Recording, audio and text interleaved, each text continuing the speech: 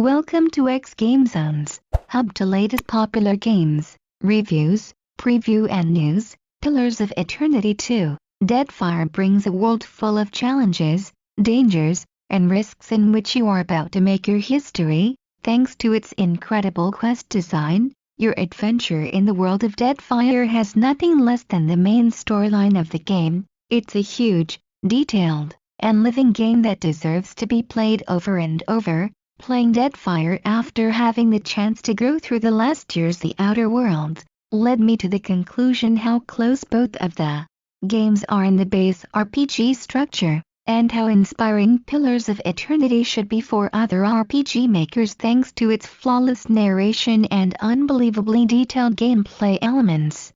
Please subscribe in our YouTube channel and follow and like us on Facebook #xGameZones. Visit our site at www.xgamezones.com for more gaming review.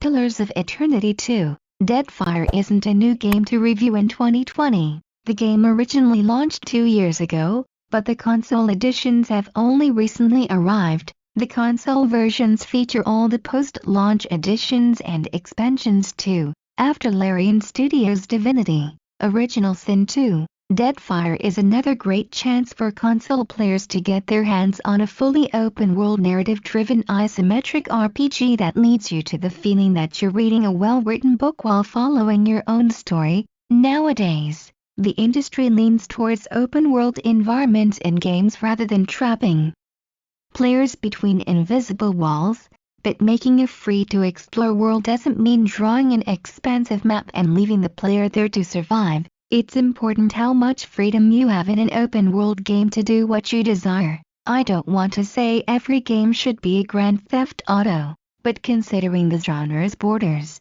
it becomes a challenging struggle for the developer to grant the player an amount of freedom that makes him feel he's making his own history without noticing the gameplay fences surrounding him.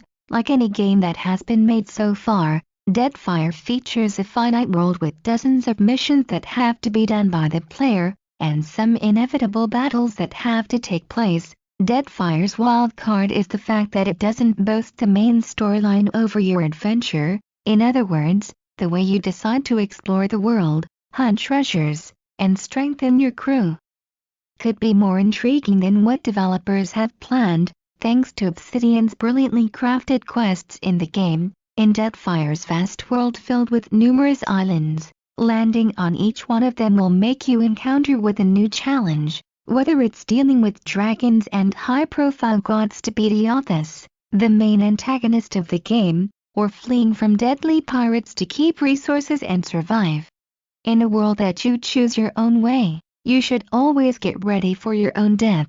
As the captain of the Defiant ship, you are tasked by gods to avoid Iothas from reaching the luminous Aedra and stop him from taking over the souls of the dead. But you could have drowned in a storm in the sea before making your first successful sailing in the world of Deadfire and end your adventure with any meaningful achievement. After all, this is the cost you have to pay if you want freedom in games. As I mentioned before, following the story in Deadfire is much like reading a book.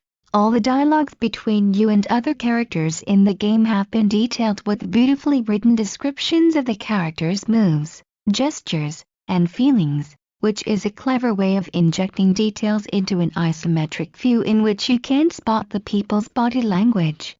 The amount of narration and dialogue in Pillars of Eternity 2, Deadfire could easily make a great fantasy book. What helps the narration most after the well-written descriptions is the fantastic art design of the game along with the stunning voice acting of the characters and narrator. Thanks to Obsidian's impressive graphic design, every place in the game implies a different living feeling to the player and creates an eerie atmosphere, reminding you of the deadly dangers that could be hidden in every corner. Besides, The sound design of the game plays a key role in drawing the player deeper into the world of the Deadfire. Having said that, when it comes to the technical side of the graphics, certain annoying weaknesses cannot be ignored. First of all, there are too many loading screens in the game, which is the most annoying part of the game. Transitioning from each place to the other will cost you a nearly 40-second loading screen, which is disappointing when you keep going down and down in a dungeon. In addition to this, you should consider the occasional frame rate drops to zero when you enter a new area for a few seconds, which could be an issue for some of the impatient players. Speaking of the gameplay, Deadfire suggests two different styles of combat before starting your journey. The first one is the series way of battling, which relies on pausing the game, putting the actions in order, and then resuming the battle.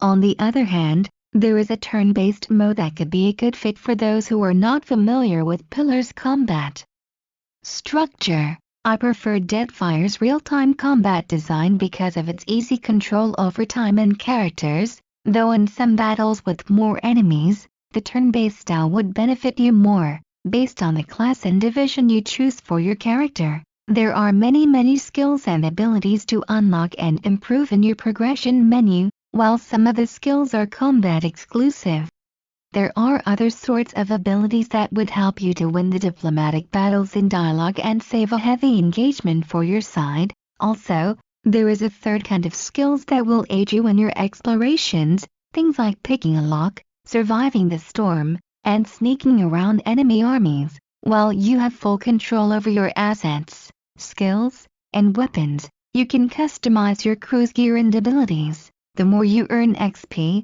the more you will get upgrade points in the game. Sailing in the ocean and discovering new areas is one of the easiest ways to earn XP, while killing giants is the most dangerous way. Summing up my review on Pillars of Eternity 2, Deadfire, I should say this is a must-to-play game for RPG fans and a sweet option for newcomers and something rare and wonderful for console players. Deadfire is a game for patient players, those who listen to dialogues and who want to drown in the narration of the story, those who value strategy and think twice before making a move. If you have any comments or suggestion, feel free to comment below. Thank you for watching. Please subscribe in our YouTube channel and follow and like us on Facebook #xGameZones. For more gaming review, visit our site at www.xgamezones.com. Don't forget to click the notification bell.